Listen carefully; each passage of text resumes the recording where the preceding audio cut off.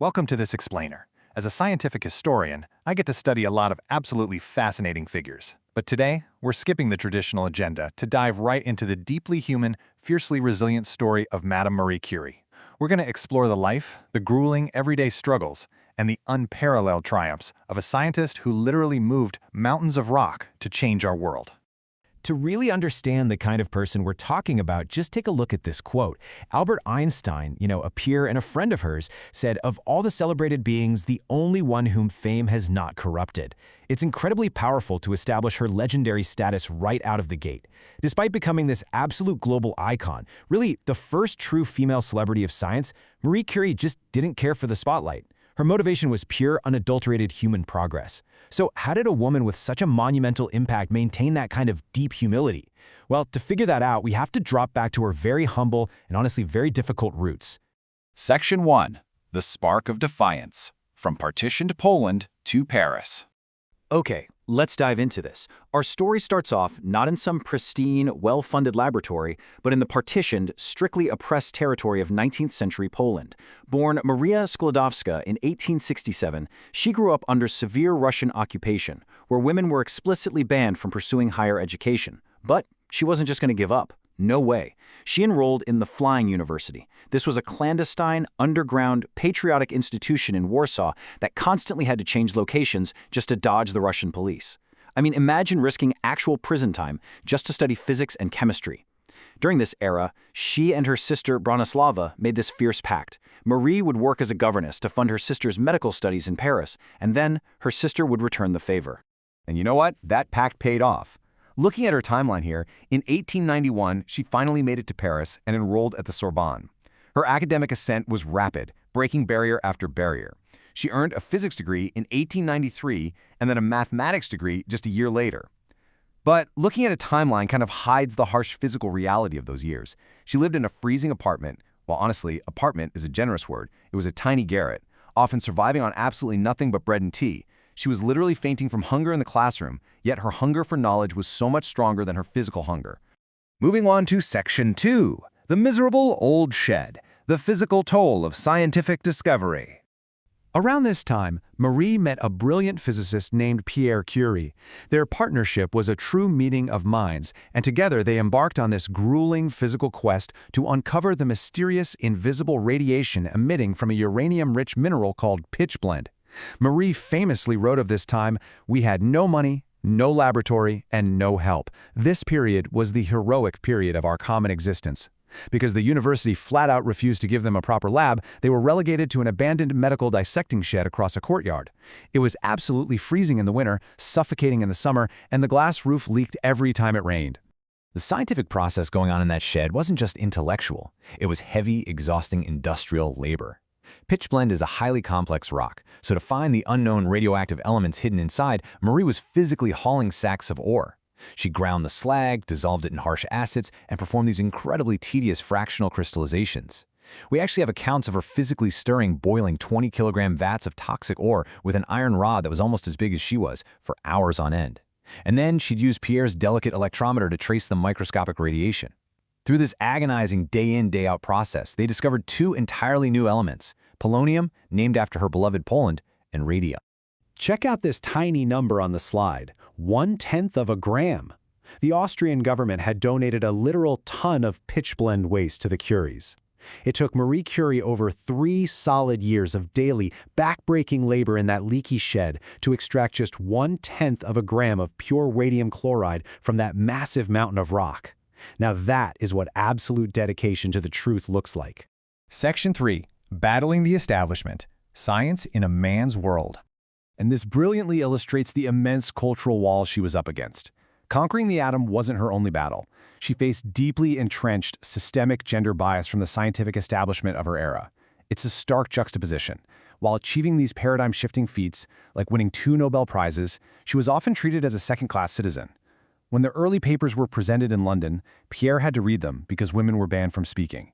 In 1903, the French Academy initially nominated only Pierre and Henri Becquerel for the Nobel Prize. They deliberately left Marie off the ticket until Pierre threatened to reject the whole thing. And even after winning her first Nobel, the French Academy of Sciences denied her membership by a vote or two, deciding to go with a male inventor of the wireless telegraph instead. Then, unthinkable tragedy struck. In 1906, Pierre was accidentally killed by a horse-drawn cart in Paris. Marie was utterly devastated.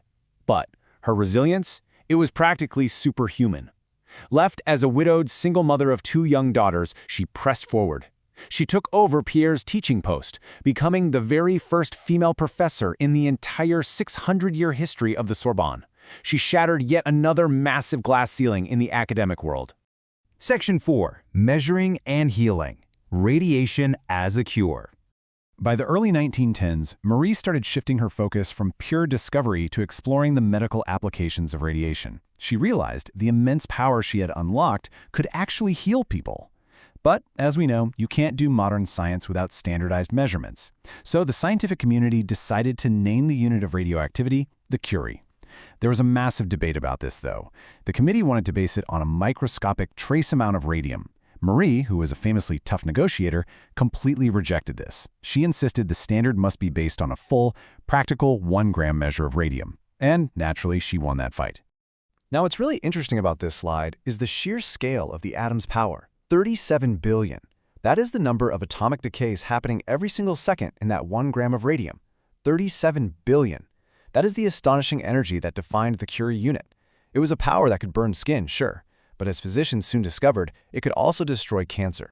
So Marie's persistent, grueling lab work laid the foundation for modern oncology. Doctors found that radium destroyed tumor cells faster than healthy ones, and they started calling the treatment curiotherapy. Marie insisted on rigorous scientific foundations for these doctors to ensure the treatments were safe and effective. But crucially, and this tells you everything you need to know about her character, she and Pierre had made a conscious, ideologically driven decision years prior. They absolutely refused to patent the isolation process. They could have been incredibly wealthy. Instead, they firmly believed scientific knowledge belonged to the world, remaining completely free for all researchers to use to save lives. Section 5. The Battlefield Radiologist. Bringing X-rays to the trenches. Right as her cancer institutes were getting off the ground, the urgency of World War I shattered Europe in 1914. And once again, Marie Curie did not just sit safely in a laboratory. She redirected all of her scientific skills to the muddy, bloody front lines. At the time, battlefield surgeons were amputating limbs blindly because they couldn't locate bullets or shrapnel. X-ray machines existed, sure, but they were stuck far away in city hospitals. So Marie bypassed the military bureaucracy entirely. She begged wealthy Parisians for cars, outfitted them with X-ray machines herself, and attached dynamos to the engines to generate electricity. These mobile units became affectionately known as the Petites Curies. She actually learned to drive, learned how to fix carburetors, and mobilized an army of 150 women volunteers. She trained them alongside her teenage daughter Irene to operate these machines right there on the battlefront. Take a moment to really absorb this number: 1 million. Through her relentless humanitarian efforts, literally driving rickety vans through active war zones, an estimated 1 million wounded soldiers received life-saving X-ray exams. She saved countless lives and limbs. The brilliant scientist had transformed into a brilliant civilian war hero. Section 6. An enduring inspiration. The ultimate sacrifice for progress. Her heroic journey, however, came with the ultimate price. In 1934, Marie Curie's life drew to a close, leaving behind a profound legacy that forever altered modern medicine. But there's a tragic irony to her life. She died from aplastic anemia, which was a direct result of decades of unprotected exposure to the very elements she discovered to heal others. I mean, she used to carry radioactive isotopes around in her pockets.